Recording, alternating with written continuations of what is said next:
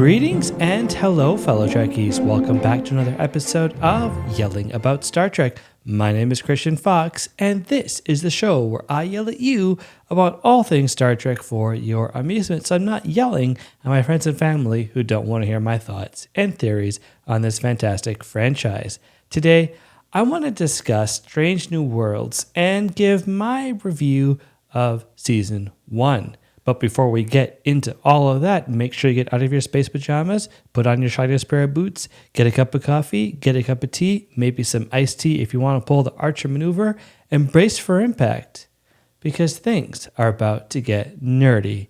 So, Strange New Worlds. We've talked so much about Strange New Worlds in this podcast, or rather, I have talked about Strange New Worlds so much because I am not part of the Borg where we say we and not I. So, I have talked so much about Strange New Worlds. And all I can say is that this show is amazing. This is perhaps the best first season of any Star Trek that we have ever seen in history. Okay? I mean, in history. This is wild to me because we've had a lot of great first seasons. I would say Discovery was actually a very good first season.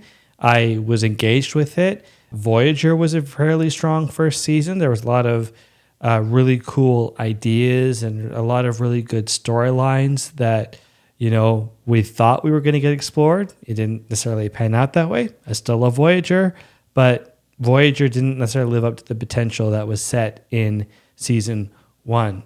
So there's been some great first seasons, but let me tell you, no season has come close to this. For one thing, I can't think of a single stinker. There were some episodes that I didn't like as much as other episodes, but there weren't any episodes where I was like, okay, whoa, this is A Night at Sickbay. This is Threshold, or this is... what's the one? Code of Honor that everybody talks about. It's not one of those episodes. It was just an episode where I was kind of like, I'm still engaged, but I'm not quite feeling it as much. But yeah, I'm still in. I'm still loving the characters. The mystery's pretty cool. So overall, it's been amazing. And I'm just baffled because I don't think any of us thought that it would be as good as it is or was. Because, well, Star Trek, especially New Trek, has had a pretty rough go, and I don't think the majority of fans have been in love with where the series has gone.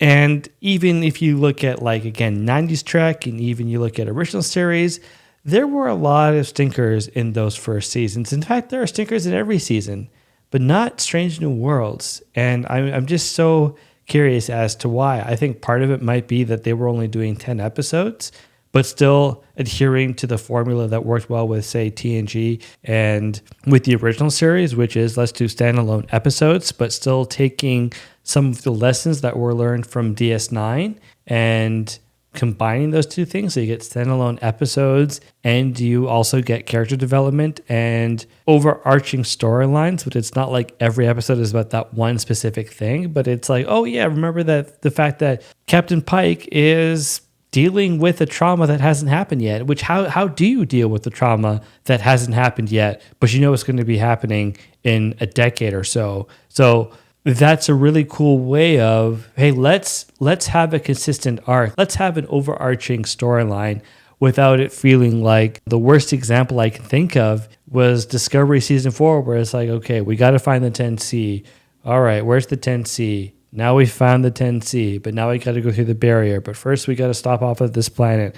And then we got to get some minerals that are going to help us get through the barrier. Then we got to get through the barrier. Now we're here. We're going to talk to the 10Cs and all this stuff where it's like, okay, I like a one central storyline, but it can just start to feel like, okay, let's do something else. Like even DS9 did a great job of balancing the Dominion War with, let's have an Odo episode. Let's have a quirky a Quark episode. They did a great job of that. So I think Strange New Worlds has really done an amazing job. And when you reduce the episode count from the usual 24 that we used to see back in the 90s and early 2000s, but when Enterprise was on, and reducing that to 10 episodes, I think is great because now you're not just having to pump stuff out there. You're not like, okay, well, we got to get 24 episodes. So if we do have a night in sick bay, well, then we'll have to deal with it because we need something for that week. So the fact that they don't have to deal with 24 episodes, I think is amazing. And I think it's fantastic that, yeah, they can really just tell a concise story, or even though I know the stories were spread out, but have a really concise show where it's like every episode is a hit. Every episode is awesome. Overall, I loved all the episodes, but there were 2 episodes that I didn't love as much, and these were The Ghosts of Illyria and The Elysian Kingdom. So for me, both of those episodes were actually very good because they had a great Star Trek-y feel, in that it was like, ooh, cool mystery, some weird technobabble going on, and some very poignant character moments.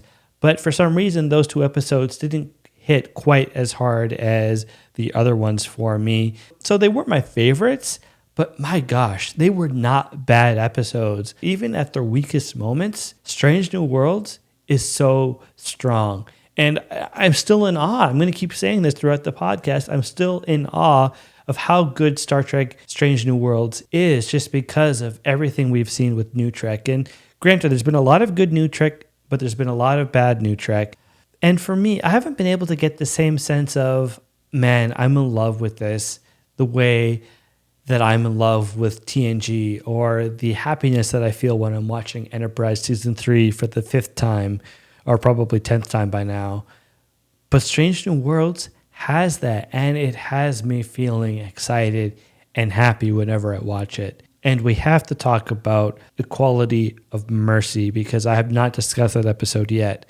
And Equality of Mercy was just one of those episodes where I was yelling at my TV and swearing at my TV the whole way through, but I was swearing and yelling out of pure joy. I couldn't believe it. It's like, okay, cool. They're on a cool mission. And I was like always happy to see Captain Pike cooking. And I'm like, all right, I'm in. He's making not an omelet, but he's got some spaghetti, and he's whipping up some eggs on the spaghetti, and he's pan frying it. I'm like, ooh, I've got to try that. I don't know why I'm doing this weird move. If you're watching the video version, I'm doing this little weird dance because I'm excited about his cooking.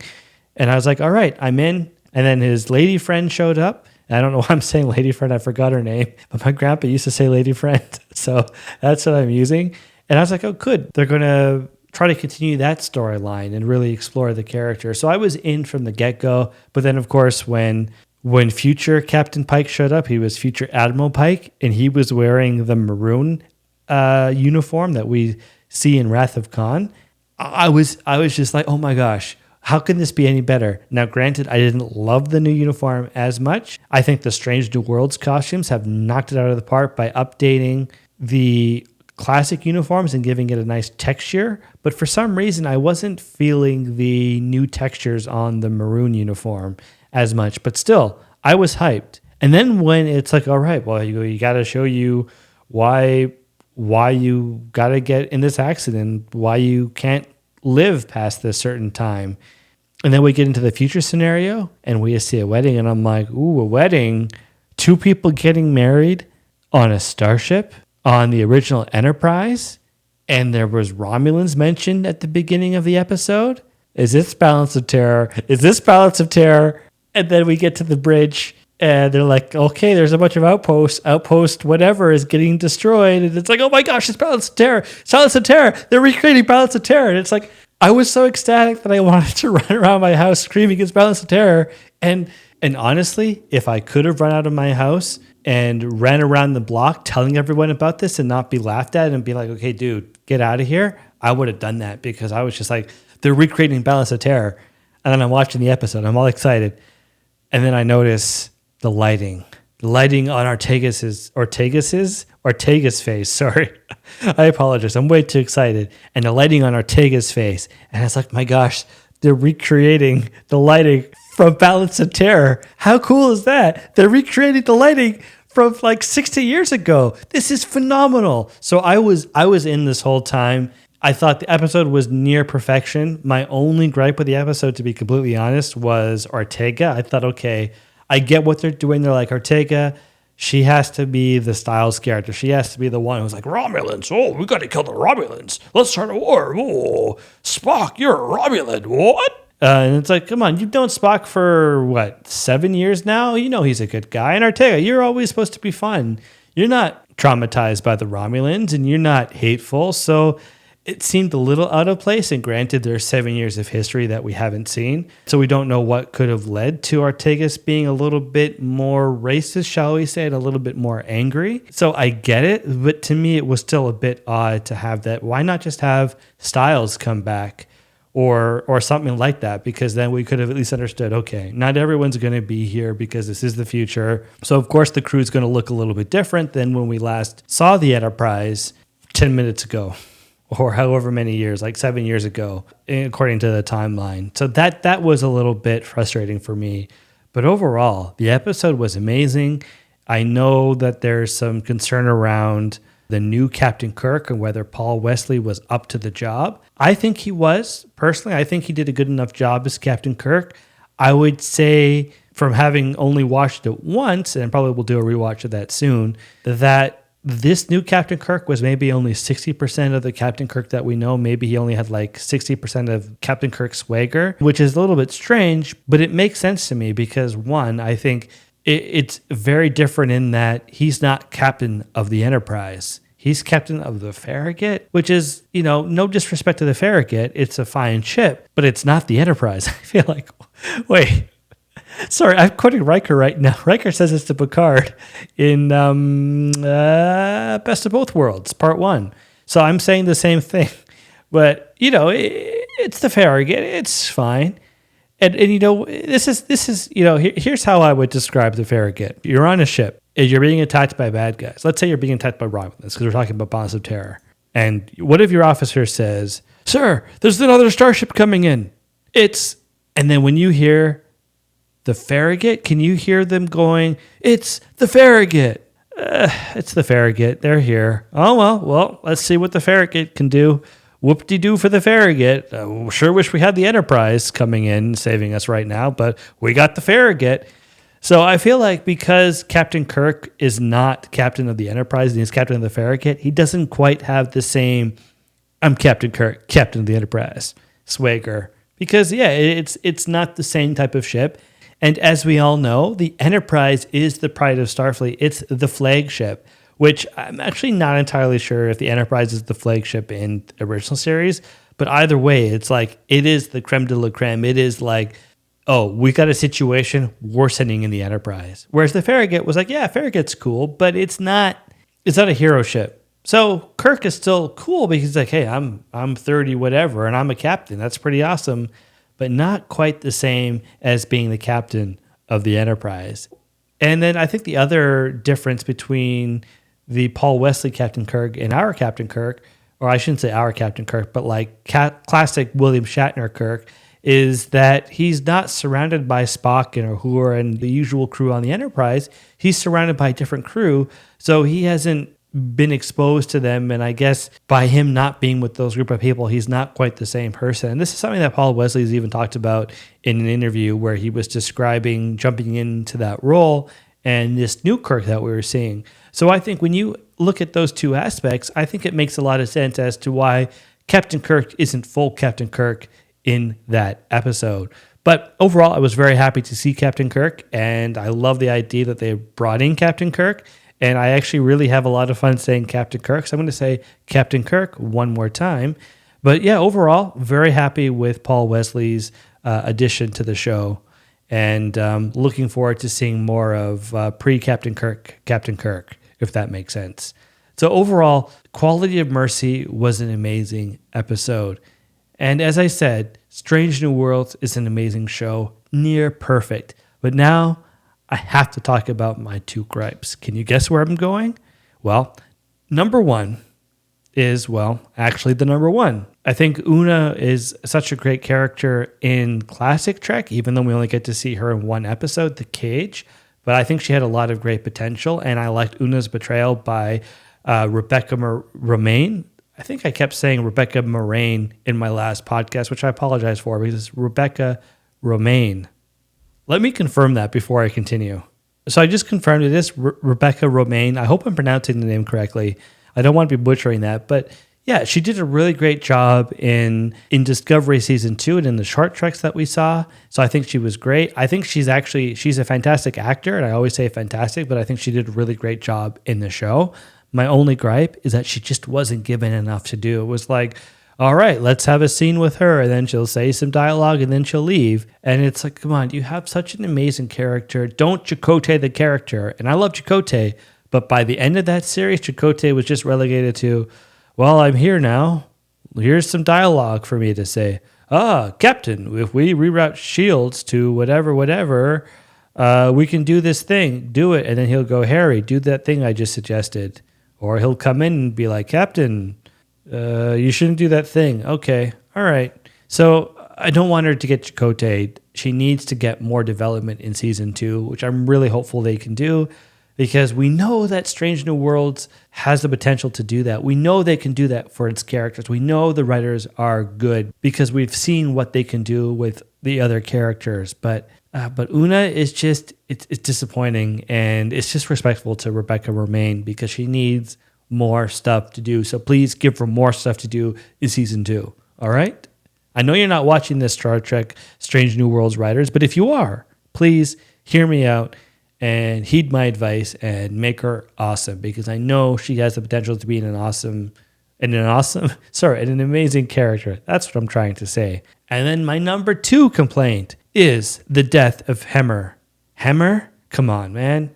You were incredible. Hemmer was a character I was looking forward to every week. So I'm like, are we getting a Hemmer scene? Are we getting a Hemmer scene? We're getting a Hemmer scene, everybody. Everybody, quiet down. We're getting a Hemmer scene, because I loved Hemmer. Hemmer was a lot of fun in that he was a really great combination of being rough and being, I'm a gruff guy. I'm not touchy-feely, but I'm still going to open up to you and give you some really heartfelt advice, much in the same way that Odo was gruff. And it's so cool that this is the first blind actor in Star Trek. And I'm not saying, oh, you shouldn't kill the character off just because the guy's blind. And I'm not saying that we only like him because the actor's blind, but we like him because Bruce Herrock brought so much dimension to the role and made him a really unique engineer and a unique character. And that's really hard to do when you're casting an engineer for the Enterprise, the original Enterprise, and it isn't Scotty. It's like, well, how can you possibly live up to Scotty? Scotty's legendary. But Hemmer could have been legendary. Hemmer is legendary now. And now he's gone. I thought that the death was really handled well, and it was really poignant and really thoughtful. I just wish it didn't happen. There's no need for him to die. Just say, it wasn't actually an alien egg. It was, ate some bad food and had to be called back to the ship because of that. Like, you don't want to, let's just say that if you're having tacos, you want to make sure that you're having good quality tacos before you go on an away mission, because you don't want to be stuck on a planet with Gorn and a stomach problem because you had some really bad tacos or something. So he didn't need to die is my point. I don't know why I'm going on about tacos right now. Please forgive me. I'm tired, and I'm also hungry, which I shouldn't be because I need to actually go to bed soon. So I don't know why I'm going on about tacos, but basically it could have been anything other than Hemmer's dead. So those are my 2 gripes. The misuse of Oona and the lack of character development for her, and the death of Hemmer. I mean, it's outrageous. I'm appalled by it. I'm not really appalled. I'm bummed out. I'm still going to be waking up at night going, Hemmer's dead. But then I'm going to be like, but Balance of Terror. We got to see Balance of Terror on Star Trek in the present. We got to see Balance of Terror on Strange New Worlds. Mind blown. And I love this series. I think this is amazing. I just love Strange New Worlds. I can't get enough of it. And I'm going to give it a score. And I'm going to copy IGN because IGN just gave it a 10 last week. I think they're right. I think it's a 10. Granted, it's not a perfect series, but as they always say at IGN, a 10 doesn't mean that something is perfect and there's no flaws. It just means that it's so expertly done that it's masterful, is what they call it. So yeah, there's a couple of flaws. There's a couple of gripes that I have with Oona and with Hemmer, but it's a 10. The show is perfect. And now we just have to wait for season 2 and see, can it be as good as season 1?